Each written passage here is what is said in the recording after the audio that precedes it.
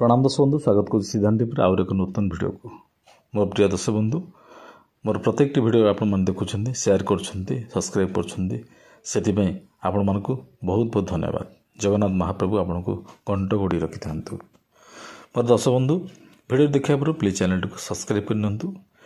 आज जानिबा शत्रु प्रत्येक मनुष्यर कोठी ना कोठी शत्रु थांती। जो शत्रु माने बिना कारण शत्रु सृष्टि करता, बिना कारण शत्रु सृष्टि करता। किसी अहंकारवादी था, ईर्षा परायण व्यक्ति था, से शत्रु ही था। सामान्य भूल भी मनुष्य जीवन में भूल अच्छी, तो सामान्य भूल भी जो सामान्य भूल को धरिबा कथा नुह से भूल भी शत्रु क्रिएट होता। तो शत्रु मान आपण कि भाव में मुक्ति पाई परिबे। शत्रु आपण को प्रति मुहूर्त रे एक प्रकार निर्यातना दौची, मानसिक स्तर में आप दुर्बल भी होती, भय कर कर्म क्षेत्र जावाई जितेबाला आप घर बाहर को जाऊँ सब शत्रु भय रोचे, एक प्रकार मानसिक चिंता आप मध्य रही। ये शत्रु को दमन करने आपण तंत्र मंत्र विद्या यहाँ निश्चिंत भाव उपाय अच्छी। जदि आप उपायटी करेंगे निश्चिंत भाव में ये शत्रु दहन होता है, शत्रु ठार आप मुक्ति पाई था। ये छोटिया उपायटी आपण किसी अर्थर आवश्यक होब ना, जो आप अति सहजरे ये उपाय निर्द्वंद्व आपणकर कर्म करेंगे, निर्द्वंद्व आप घर बसवे, शत्रु निश्चिंत भाव में आंठेब। शत्रु आपणकर किसी भी करें ना, तेणु आपण निश्चिंत भाव में ये उपाय करूँ, देखिए सफल पाइबे। यही उपाय को आप जेकोसी 12 दिन करेंगे। यार निर्दिष्ट समय एवं यार कौन बार नक्षत्र तिथि किसी आवश्यक ना, जो मुहूर्त करें। सर्वप्रथम आप स्नान शौच होई आप वस्त्र पिंधि नियंतु। पिंधि सारापर कला आसन में बसंतु, उत्तर दिग चाह कला आसन में बसवे, नचेत आपणकर शत्रु दिग जेबुड़ से दिग को चाह आप कला आसन में बसी आपड़ यही विधि करतु। आपड़ एक भल वस्त्र पिंधतु, कौन नुआ वस्त्र आवश्यक ना, भल वस्त्र पिंधतु। जदि आप ड्रेस पिंधुं खाली कांधरे आपणकर बेकरे बा कांधर चारिपटू गोटे गामुछाटे घोड़ी हूँ। जदि आप चाहिए धोती पिंधिकी आप जो जोड़ धोती अच्छी पिंधिकी आप खंडे पिंधे, खंडे कांधरे पकेबे, यही उपायटी हो पार। तेणु ये कौन बाध्यतामूलक किसी ना, किंतु कर्म कर सारापर ये उपायटी कर सारापर आप वस्त्र को बाहर रखिथे, आप अन्य वस्त्र पिंधे।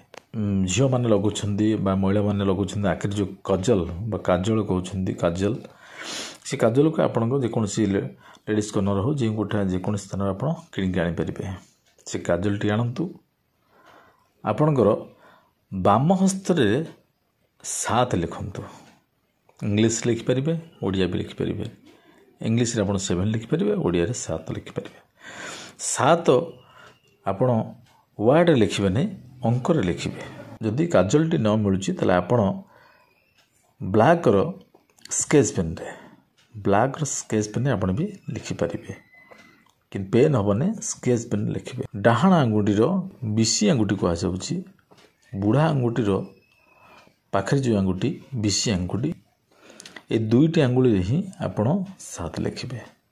7 लिखि सारापर हाथटी को निज पटू कर मुठा कर नियंतु।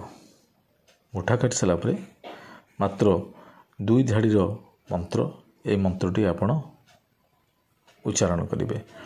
सर्वप्रथम आप 7 लिखि सारापर आप शत्रु नाम स्मरण करंतु।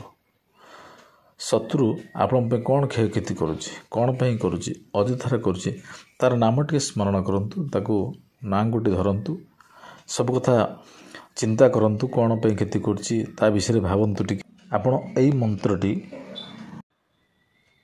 यही मंत्रटी उच्चारण करंतु। कौन लम अत्र शत्रु नाम क्लीं फट, लम अत्र शत्रु नाम क्लीं फट, ये 7 थर उच्चारण करेंगे।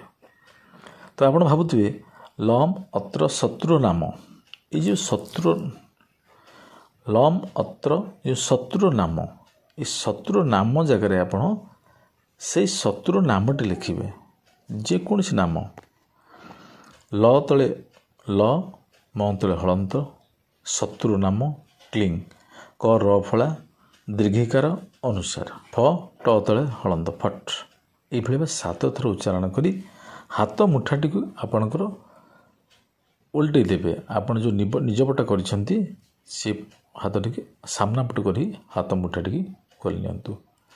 7 ଥର ଶତ୍ରୁ ନାମ ଧରିବେ। 7 ଥର ଏଇ ମନ୍ତ୍ରଟି ଉଚ୍ଚାରଣ କରି ହାତଟିକୁ ସାମ୍ନା ପଟକୁ ଖୋଲି ଦିଅନ୍ତୁ। ହେଇଗଲା ପରେ ଆପଣଙ୍କୁ ସେଇ ବସ୍ତ୍ର ଚେଞ୍ଜ କରନ୍ତୁ, ଆପଣ ଘରକୁ ଆସନ୍ତୁ। ଏଇ ଯେଉଁ ହାତଟି ଆପଣ ଲେଖିଛନ୍ତି, ଯେଉଁ କାଜଲ ଲେଖିଲେ କି ଆପଣ ସ୍କେଚ୍ ପେନ୍ ଲେଖିଲେ, ଏ ହାତଟିକୁ ଆପଣ କୌଣସି ୱାସ୍ ମାଧ୍ୟମରେ ହାତଟିକୁ ଧୁଅନ୍ତୁ ନାହିଁ। ହାତ ସେମିତି ହିଁ ରହିଥାଉ। ଯେବେଠାରୁ ଆପଣ ଆରମ୍ଭ କଲେ ଧୀରେ ଧୀରେ ଶତ୍ରୁ ହିଁ ନାଶ ହୋଇଥାଏ। ଶତ୍ରୁ ଯେଉଁ ଚିନ୍ତାଧାରା ଆପଣ ପ୍ରତି ଥାଏ, ଆପଣ ପ୍ରତି ଘୃଣା ଭାବ ଥାଏ, ରାଗ ଥାଏ, ଅହଙ୍କାର ଥାଏ, ସେ ଧୀରେ ଧୀରେ କଟିଥାଏ। ଯାହାଫଳରେ ସେ ଆସ୍ତେ ଆସ୍ତେ ପରିବର୍ତ୍ତନ ହୋଇଥାଏ। ଅତି କମ୍ରେ 7 ଦିନ ଲାଗିଥାଏ ସେ ଆପଣଙ୍କୁ ଭୁଲିବା ପାଇଁ।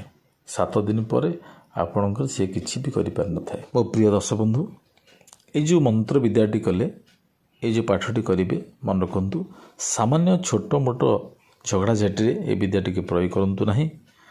ଯେଉଁଭଳି ଭାବେ ଆପଣ ଏକ ପ୍ରକାର ଚିନ୍ତା ରହୁଛନ୍ତି, ଏକ ବଡ଼ ଶତ୍ରୁ, ଏଇ କ୍ଷେତ୍ରରେ ଆପଣ ପ୍ରୟୋଗ କରିବେ। ଦର୍ଶକ ବନ୍ଧୁ, ଯଦି ଭିଡ଼ିଓଟି ଭଲ ଲାଗିଥିବ ଲାଇକ୍, କମେଣ୍ଟ, ସେୟାର କରିବାକୁ ଆଦୌ ଭୁଲିବେ ନାହିଁ। ଧନ୍ୟବାଦ। ଜୟ ଜଗନ୍ନାଥ।